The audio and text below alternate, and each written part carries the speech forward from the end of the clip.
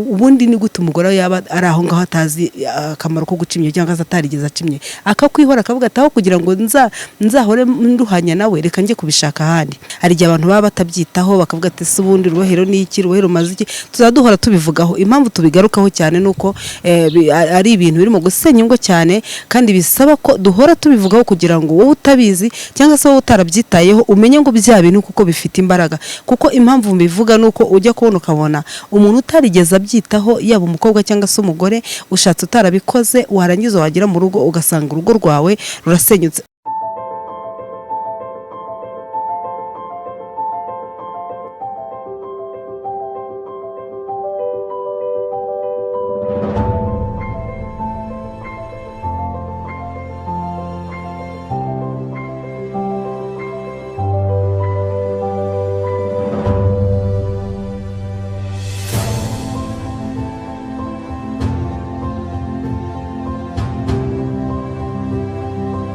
Reka twongere tubasuze cyane bakunzi bacu, bakunzi bashangazi, bakunzi b'ikiganiro cy'umuryango.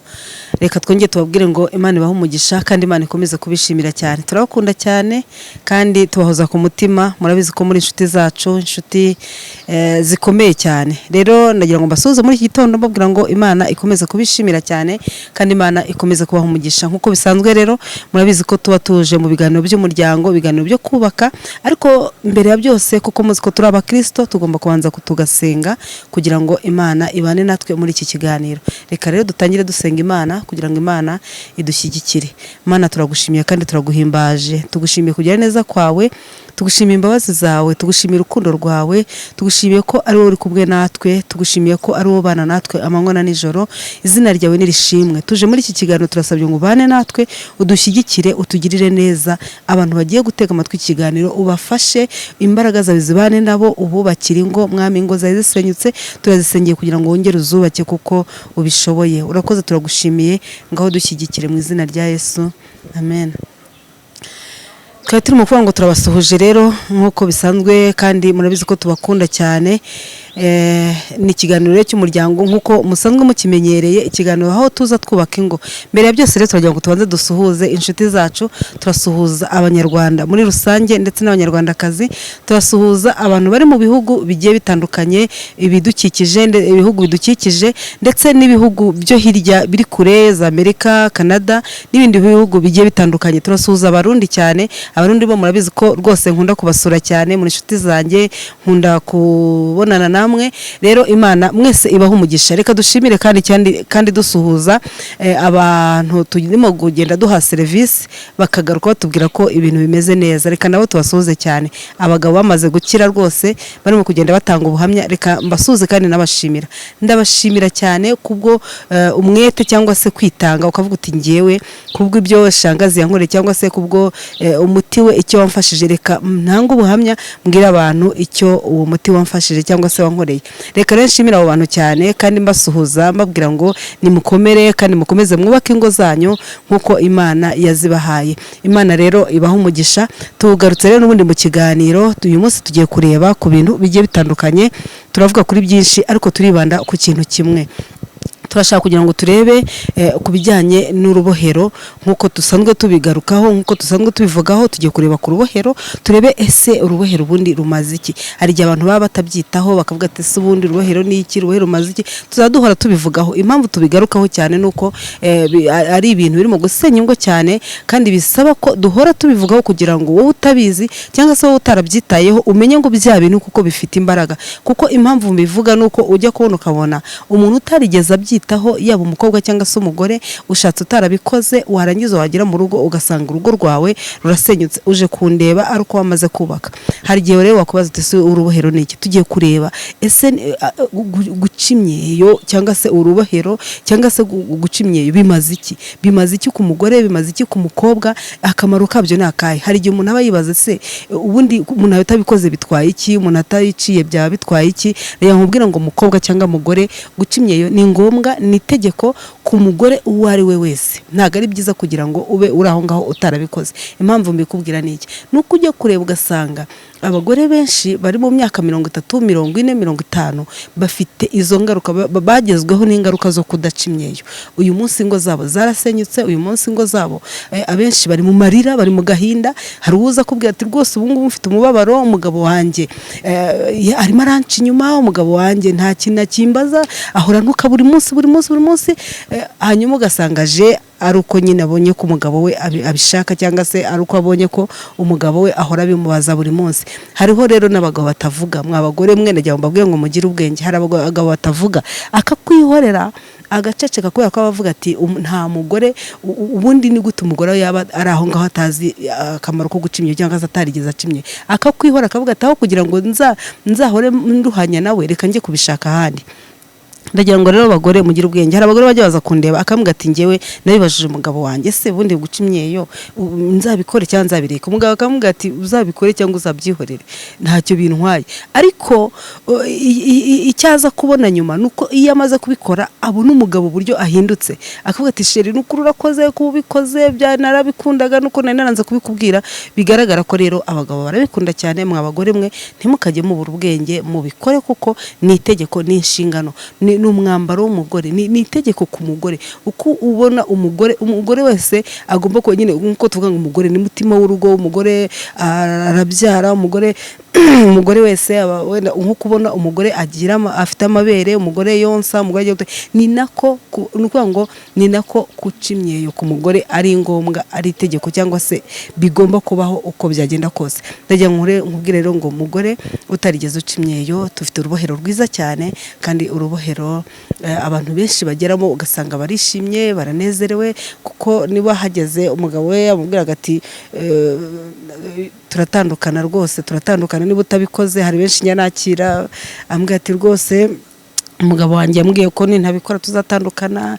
Undi akambwira ati njyewe maze imyaka n'imyaka mbitekereza kubikora ariko byarananiye. Undi akavuga ati njyewe sinigeze mbimenya, ntabwo nigeze ngira umuntu bimbwira, ese ubu nzabigenze nte? Abo bose rero baraza tukabafasha.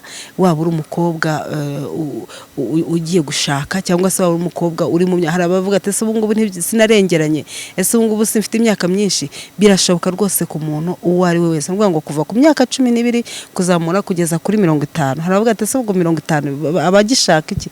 50 biba bigishoboka, 50 sivuga biba bimaze iki? Ndagira nkubwira ngo rero 50 turabakorera kandi bikagenda neza. Ushobora kuba uri aho ngaho utarigeze ubimenya, ukageza muri iyo myaka 50 nta muntu yigeze abikubwira, nta wigeze abikuganiriza, ukajya ubyumva gutyo gusa, ukibaza uko bikorwa bikakuyobera. Hari n'ababigerageza kubikora ugasanga babikoze nabi, ariko abamaze kubona inomero zanjye baraza muri iyo myaka rwose. Yego birumvikana ko bishobora kuza wenda mu buryo butinzeho gatoya, ariko uko byagenda kose biraza. Rero nta mpamvu yo kusenyuka kw'ingo zanyu, nta mpamvu yo kubura ibyishimo mu rugo rwawe kubera ko ako kantu gato gusa utigeze ukora. Nta kintu kigoye kirimo, nta bikomeye birimo. Uraza tukagufasha iyo utazi kubikora, cyangwa se tukaba twaguha umuti ukagenda ukabyikorera, tukakwerekera uko bigenza. Abo muri Kigali bo birumvikana bari hafi, turabafasha. Abari mu ntara rero nabo bashobora kuza tukaberekera, tukababwira uburyo bari bubikore kandi bakabikora bikagenda neza. Murakoze cyane rero. Ndagira ngo mbabwire ngo bagore nta mpamvu, ni ibintu byoroshye, ni ugutera intambwe imwe gusa yonyine ukaza tukabigukorera kandi mu gahe gatoya cyane bikaba byaje. Hari abantu rero bajya usanga bajya bagira ibibazo, ugasanga aravuga ati njyewe nshobora kubyikorera, yabyikorera ugasanga bikoze nabi. Cyangwa se abantu bakamugira inama akamubwira ati uzagenda ubikore gutya na gutya. Yajya kubikora ugasanga bikoze nabi, ugasanga arabisumbanyije, ugasanga akuruye hatariho. Ibyo ntago ari byo. Iyo ukuruye hatariho nyine ni hahandi uzasanga bimeze nabi, bifite isura mbi cyangwa se bigaragara nabi. Tugira ngo tubabwire rero ngo nta mpamvu yo kugira ngo ingo zanyu zisenyuke, nta mpamvu yo kugira ngo umugabo ahora bikubaza buri munsi. Shimire cyane kandi abagabo reka mbashimire bajya batera intambwe akavuga ati shangazi reka akampamagara akambwira ati mbabarira umugore wanjye ntacyo yigeze yitaho, umugore wanjye ntago yigeze agira acimyeyo, ndabimubwira ntabyiteho, ndabimubwira ukabona ntabishaka nta bushake bifitemo, ndagira ngo mukuzanire umumfashirize. Ndagira ngo ushimire abo bagabo rero bajya baza akazana umugore we akamubwira ati nguyu umugore wanjye bimukorere ndahangaha rwose nkabimukorera kandi araho ngaho. Ubwo ni ukuvuga ngo rero bagore aho kugira ngo mushorerwe n'abagabo banyu babazane, wowe ubwawe wabyitekerereje ukavuga uti reka njyewe njye kubyikorera, umugabo atarinze kukuzana. Rero aba bagabo reka mbashimire kuko urumva bateye intambwe ikomeye, mu gihe aho kugira ngo amuce inyuma cyangwa se ajye kubishaka ahandi, aravuga ati reka njyewe umugore wanjye ndamukunda nta mpamvu reka mujyane babimukorere. Hari n'uvuga ati rwose mpumuti ngiye nzabimukorera. Abo bose ndabashimiye. Rero bagore mwe kubura ubwenge cyangwa se abakobwa nabo bajya baza bagiye gushaka, ugasanga igihe cyo gushaka kirageze, arabura ukwezi kumwe cyangwa ibyumweru bibiri agatangira wenda marene nibwo abimubwira ati ese wacimye, ati reka ibyo ntabyo nzi. Ugasanga nibwo atangiye gushyashyana, ari mu byo gushaka ibishyingiranwa, arimo kubyo kugira gutumira abantu n'iki, noneho hagiye no muri ibyo ngibyo ugasanga abuze umwanya, ejo ageze mu rugo usanze atarigeze abikora. Ni ikibazo gikomeye cyane. Niba ubimenye bikore hakiri kare, niba ubimenye bikore hakiri kare, nta mpamvu yo kugira ngo ubikore uko ubona ushigaje ukwezi kumwe cyangwa ibyumweru bibiri. Ni ibintu byiza cyane rero birafasha, wenda tuzagira ubwo tuvuga n'akamaro kabyo, ariko akamaro kabyo karazwi. Ni ukuvuga ngo birafasha cyane kandi birashimisha abashakanye. Murakoze cyane rero, Imana ibahe umugisha kandi Imana ikomeze kubishimira, nende mu kubabwira kubijyanye n'urubohero no kubabwira ibyiza byabyo, no kuvuga ngo bagore turahari kugira ngo tubafashe. Hari igihe ushaka kuvuga ati se nabikorerwa nande nagira gute, ariko ngira ngo murabizi ko ibi bintu bimazemo imyaka myinshi kandi abantu bose nagiye nkorera bafite ingo nziza kandi bameze neza. Abantu bose nagiye mfasha nukuvuga ngo imyaka yose mbimazemo, ngira ngo mujya mubona ku bitangazamakuru bigiye bitandukanye, mujya mubona uburyo ngenda mbivugaho cyane. Rero abateye intambwe bakaza nkabafasha nkabibakorera, ngira ngo barimo baraza bashima bavuga ati ibintu bimeze neza. Rero nawe utaratera intambwe nagira nkubwire ngo turahari kugira ngo tugufashe. Nta mpamvu yo kugira ngo ibintu bigupfane cyangwa se bikuzambane, urugo rwawe rusenyuke kubera ko utigeze ukora icyo gikorwa kandi cyoroshye kidasaba ibintu byinshi. Rero dukorera mu mujyi hirya y'ahahoze gereza, ugeze gato kuri station SP, naho ngaho turi mu gikari cyayo, turi mu gikari cya station. Ubaye uhageze kuri station rwose wampamagara hanyuma nkakuyobora, turi hepfo yaho gatoya. Dufite urubohero rwiza, uraza ukisanzura nta kavuyo ntaki, uza ku isaha yawe mba naguhaye ukaza nkagukorera, ntago uba ugomba kuhasangana abandi bantu, kuko ngo buri muntu wese aza ku isaha ye ku minota ye. Hari umuntu uvuga ati njyewe ndashaka kuza nta wundi muntu, gukora rwose n'uburenganzira bwawe, akavuga ati njyewe sinshaka ko hari umuntu mbona, urampamagara nkaguha isaha yawe ukaza uri wenyine nkakwakira kandi bikagenda neza. Murakoze cyane rero kandi Imana ikomeze kubaha umugisha kandi mbishimira, mbasabira urugo rwiza mwa bagore mwe ndetse n'abagabo, basabira ibyishimo mu miryango yanyu, basabira umugisha w'Imana uturuka mu ijuru. Imana ibahe umugisha rero. Reka dusoreze aha ngaha, tuzasubira ubutaha. Reka dusoze n'ubundi dusenga Imana. Urakoze Mana, turagushimiye ko uri Imana nziza kandi Imana ikiranuka. Tugushimiye ko uri Imana ifite imbaraga n'ubutware. Tugushimiye ku iki kiganiro gitambutse. Reka Mwami w'Iteka ufasha aba bantu, ufasha ababyeyi, ufasha abakobwa bafite ibibazo, ubagirire neza, ububakire ingo kuko ubishoboye. Urakoze, turagushimiye. Bana natwe rero utugirire neza mu izina rya Yesu. Amen.